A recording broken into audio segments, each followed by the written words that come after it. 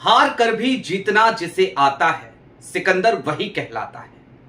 तो क्या आज की तारीख में संसद के भीतर भले ही विपक्ष की हार हुई हो, लेकिन उस हार के बावजूद आज की तारीख में विपक्ष ही असली सिकंदर है क्या? राहुल गांधी की तारीफों के पुल आज की तारीख में बांधे गए कांग्रेस सांसदों के अलावा अन्य सांसदों ने भी बांधे, और इन सब के दरमियान ये तमाम तारीफें सुनने के बाद जाहिर सी बात है, ऐसा लगा जैसे अमित शाह साहब वो बौखला गए, संतुलन खो बैठे और एक बार फिर गाली दे बैठे। वो अंबेडकर अंबेडकर अंबेडकर तो आपको याद ही होगा। उसके बाद बीते दिनों भी गाली दी थी, और इस बार फिर सदन के भीतर अमित शाह की जबान पर वही अपशब्द, वही गाली। सारी बातें जरा विस्तार से करेंगे। नमस्कार, मैं स्वप्निल और आप मुद्दा देख रहे हैं। दोस्तों, आगे बढ़ें उससे पहले वही छोटी सी अपील। मुद्दा इन दिनों एक गंभीर आर्थिक संकट से जूझ रहा है। एक तरफ हमारे मेन बैंक अकाउंट्स लंबे समय से फ्रीज चल रहे हैं, तो दूसरी तरफ हमारे 2.5 साल पुराने चैनल को हमसे लंबे समय तक छीन कर रखा गया था। ऐसे में डे टू डे ऑपरेशंस में मुद्दा को काफी मुश्किलों का सामना करना पड़ता है।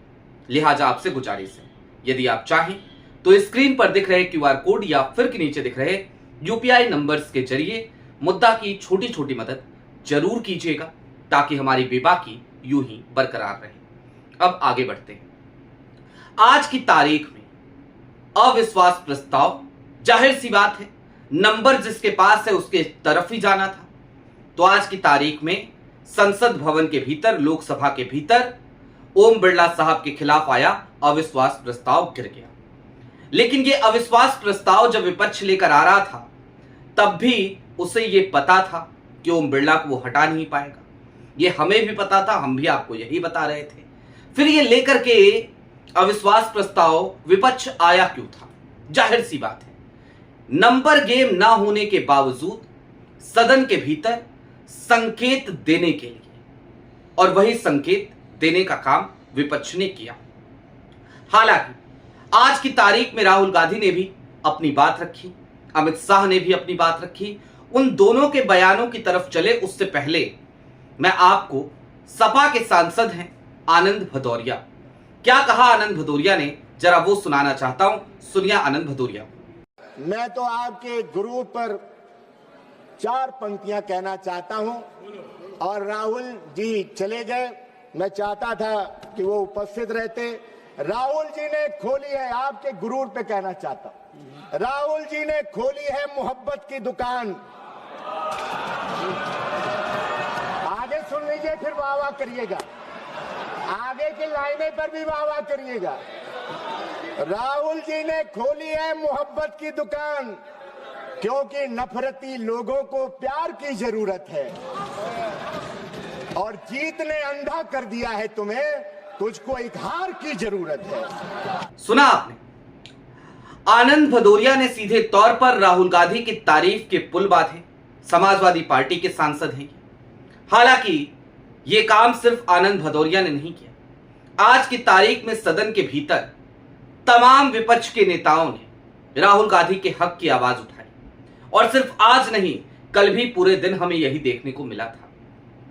कल की तारीख में तो स्थितियां और भी ज्यादा विचित्र हो गई थी, जब सत्ता पक्ष की तरफ से, ट्रेजरी ब्रांच की तरफ से यह कहा जा रहा था कि भाई प्रियंका जी को नेता प्रतिपक्ष बना दो, राहुल गांधी को हटा देना चाहिए। जाहिर सी बात है, डर लगता है राहुल गांधी से, तो बोलना पड़ता है, मजबूरी है। हालांकि उसका जवाब कल की तारीख में प्रियंका गांधी ने दे दिया था, उस तरफ नहीं जाएंगे। राहुल गांधी ने भी आज अपनी बात रखी, अच्छे तरीके से धोया, उस तरफ चले। लेकिन उससे पहले अमित शाह साहब की बौखलाहट वो देखना जरा जरूरी है। देखिए अमित शाह साहब को, सुनिए जरा। मुझे तो बोलने में भी सारा संकोच हो रहा है, माने, और ये कंडक्ट जो है वो स्पीकर साहब के कंडक्ट पर सवाल उठा रहे हैं। मैं इनको पूछना चाहता हूं, एक मिनट माननीय गृह मंत्री जी,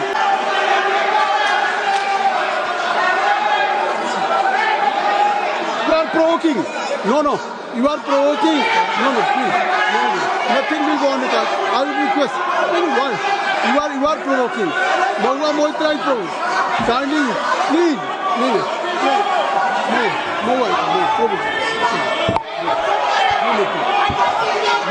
मान्यवर, मेरा कोई शब्द संसद प्रणालिका के अनुकूल नहीं है, तो इसको आप हटा सकते हैं।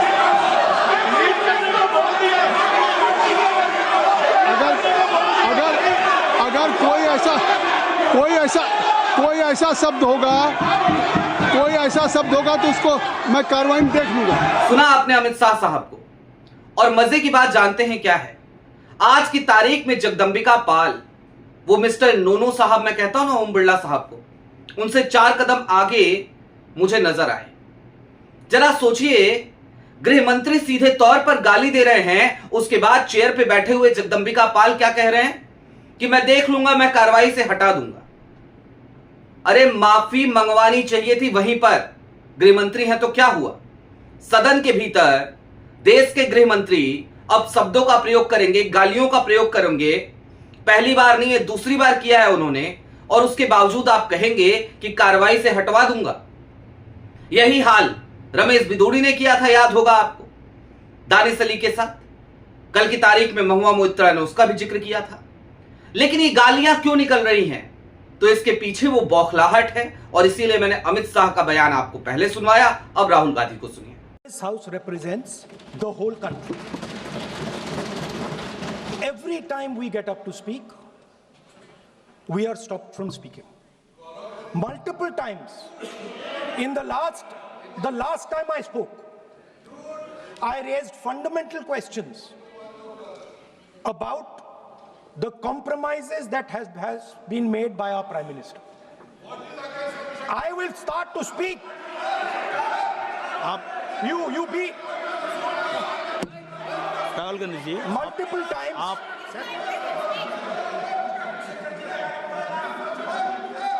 Sir, multiple times. नहीं, you will be allowed to speak. No, you have mentioned you were. बोलने दीजिए sir. He is yielding. You are answering. You are. Let me speak, sir.